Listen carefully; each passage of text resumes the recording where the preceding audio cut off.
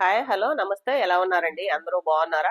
ఈ రోజు మన వీడియో వచ్చేసి చాలా ఇంట్రెస్టింగ్ ఉంటుందండి. ఈ వీడియో అయితే పూర్తిగా చూడండి. ఎందుకంటే అమెరికా నుండి మొత్తం ఇండియా నుంచి వెళ్ళిన పిల్లలు కావచ్చు, పెద్దవాళ్ళు కావచ్చు, అమెరికా నుండి పంపించేస్తున్నారు, వచ్చేస్తున్నారు అని చాలా మంది చెప్తున్నారు. కానీ చెప్పడం చాలా ఈజీ అండి. ఏముంది నోట్లో మాటే. కానీ దాని వల్ల ఇక్కడ ఉన్న తల్లిదండ్రులు కావచ్చు, తాతయ్యలు, నాయనమ్మలు, అమ్మమ్మలు అందరూ కూడా అసలు ఒక డిప్రెషన్ లోకి వెళ్ళిపోతున్నారు. ఎందుకంటే అది ఒక రకం మానసికంగా బాధపడతాను చూడండి. ఆ రకం బాధపడుతున్నారు. బాధపడి చాలా మంది నన్ను పర్సనల్ గా కూడా అడుగుతున్నారు. ఎందుకంటే పంపించేస్తారంటమ్మా, ఇక అక్కడ ఏం జరిగింది ఏంది, అసలు పంపించటం ఏంటి, మరి పంపిస్తే ఇప్పుడు మా పిల్లల పరిస్థితి ఏంది, ఇక్కడికి వచ్చిన తర్వాత మరి అంతంత ఆస్తులు సంపాదించుకున్నారు, ఎప్పుడో 30 సంవత్సరాల నాడు వెళ్ళారే, మా మనవాళ్ళు అక్కడే పుట్టారు, మా మనవరాళ్ళు అక్కడే పుట్టారు, మా బాబుకి H1B వీసా వచ్చింది, మా మనవరాళ్ళకి మరి అక్కడ పుడితే అక్కడ ఏంది అమెరికా సిటిజన్ అవుతారు కదా, మరి అలాంటప్పుడు వాళ్ళకి అక్కడ ఉండటానికి అర్హత లేదని ఇంకిలా పుకార్లండి. ఒకటి కాదు, రెండు కాదు, చాలా మంది బాధపడుతున్నారు దీనివల్ల. కానీ అసలు ఏం జరిగింది ఏంది అని తెలుసుకుందాం అనుకునే వాళ్ళు చాలా తక్కువ ఉన్నారు. అదేమంటేనేమో ట్రంప్ సైన్ చేసి పడేశాడు, ఆ సైన్ చేయడం వల్ల మొత్తాన్ని పంపిస్తున్నారు. ఆ పంపించే లిస్టులు అయితే మాకు వచ్చినాయి. ఇగో పెద్ద పెద్ద లిస్టులు చూపించడం, పైగా ఇంకా కొంతమంది ఏంటంటే ఈ రోజు పేపర్లో వచ్చిందని చెప్తున్నారు. పేపర్లో కూడా మేము చూసామని చెప్తున్నారు. ఎవరి ఇష్టం వచ్చినట్టు వాళ్ళు, ఎవరి దూరంలో వాళ్ళు, ఎవరి వర్షంలో వాళ్ళు చెప్తున్నారు. కానీ ఏది నిజమో ఏది అబద్ధమానో అని మాత్రం ఎవరు తెలుసుకునే వాళ్ళు లేరు. కానీ ఇక్కడ తెలుసుకోవాల్సిన విషయాలు మనం చాలా ఉన్నాయండి. కానీ ప్రతి ఒక్కటి నిజం కాదు. పంపించడం కూడా అంత అడ్డగోలుగా కాదు. నాకు తెలిసినంత వరకు ఇప్పుడు ఏదైనా ఒక మొక్క నాడతామండి. మొక్క నాటితే ఆ మొక్క పెరిగి పెద్దదై ఒక వృక్షం అవుతుంది. ఆ వృక్షాన్ని ఏర్లతో సహా పీకేయడం అంత ఈజీ కాదు.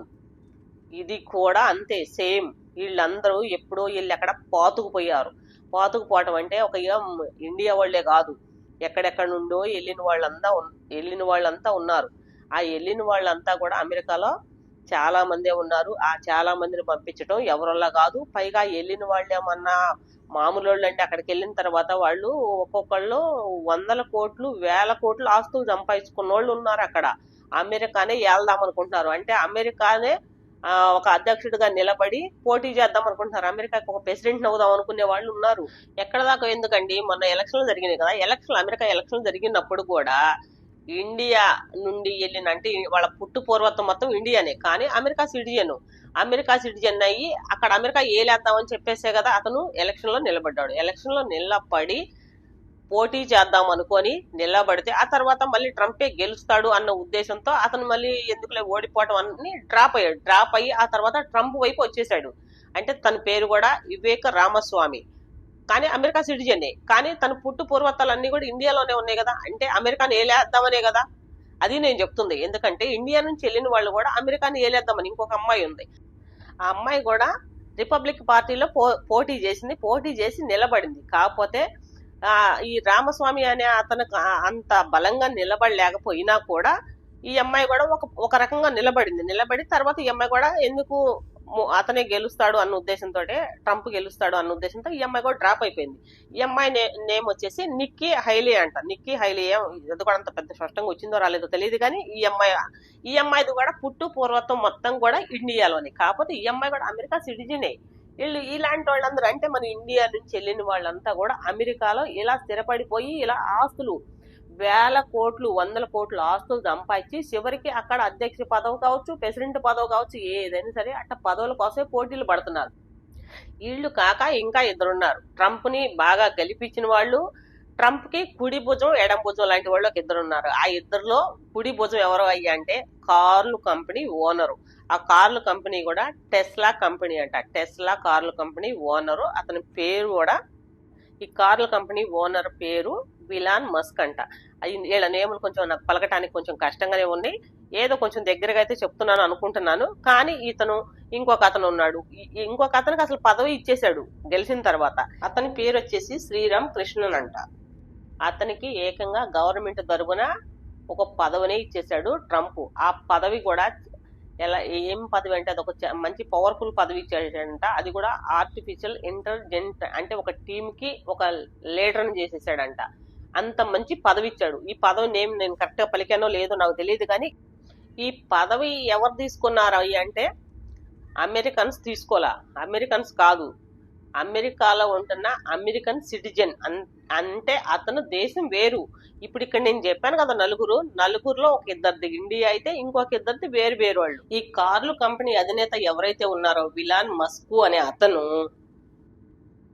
ట్రంప్ గెలవడానికి చాలా కష్టపడ్డారంట. ఎందుకంటే అతనికి మామూలుగా అయితే కార్ల కంపెనీ ఆ ఓనర్ కూడా ఒక వ్యక్తికి సపోర్ట్ చేస్తున్నాడు. అంటే రేపు ఒకవేళ ట్రంప్ ఓడిపోయాడే అనుకోండి, అతను కార్ల కంపెనీ మీద అయితే దాని ప్రభావం చాలా పడింది కదా.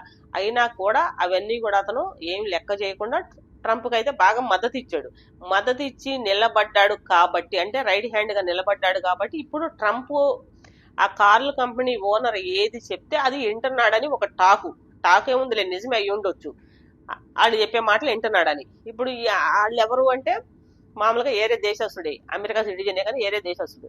అతని ఈ మధ్య సోషల్ మీడియాలో ఏం చెప్పాడు అంటే తెలియకల్లా వాళ్ళు ఎవరైనా సరే, ఏ దేశపు వాళ్ళైనా సరే ఇక్కడికి రావచ్చు, హ్యాపీగా జాబులు చేసుకోవచ్చు. H1B వీసా ఉన్నోళ్ళు ఎవరైనా సరే ఉండే అధికారం ఉంది, ఇంకా తీసుకొస్తాను నేను అని చెప్పారంటండి సోషల్ మీడియాలో. ఎవరు? ఈ ఇలాన్ మస్క్ అనే అతను, ఈ కార్ల కంపెనీ అధినేత.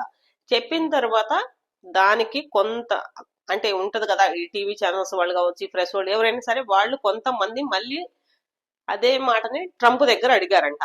ఎందుకు అతను ఇలా అంటున్నారు, ఈ ఇలాన్ మస్క్ అనే అతను ఎందుకు అలా చెప్తున్నాడు, మరి అతని మాటలని మీరు ఏం చేస్తారు, ఖండిస్తారా లేకపోతే మద్దతు ఇస్తారా అని అడగటం జరిగిందంట.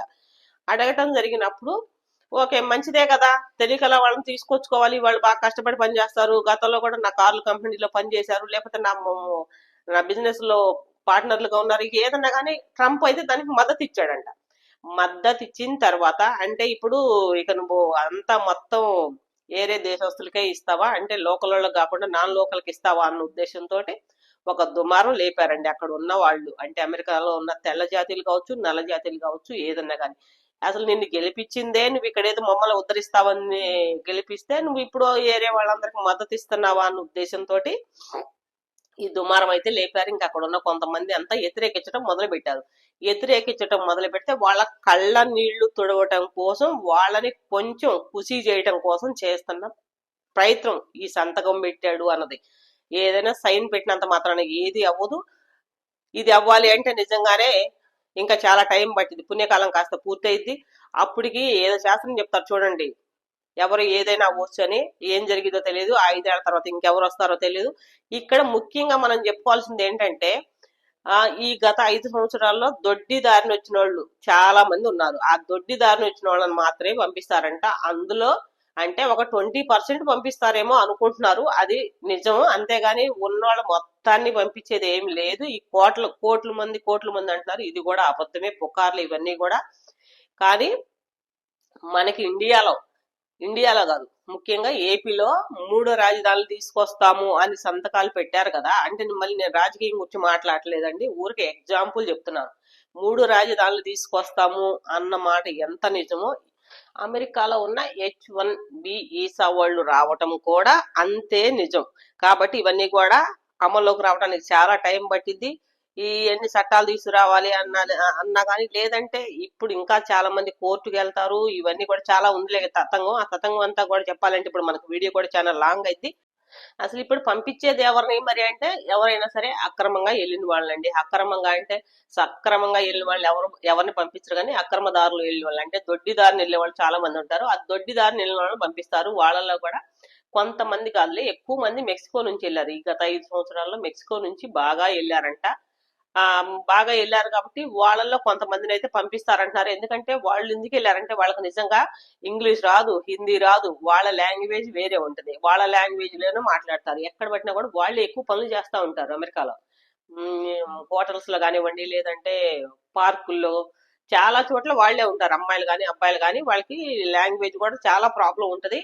వాళ్ళు వచ్చి ఎక్కువ మంది అక్కడ వలస వస్తున్నారు. అక్కడ వాళ్ళకి అసలు పనులు దొరక్క, తిండి లేక, అలాంటి వాళ్ళందరూ కూడా వచ్చి అమెరికాలో ఎక్కువ మంది వాళ్ళు ఉన్నారు, స్థిరపడ్డోళ్ళు.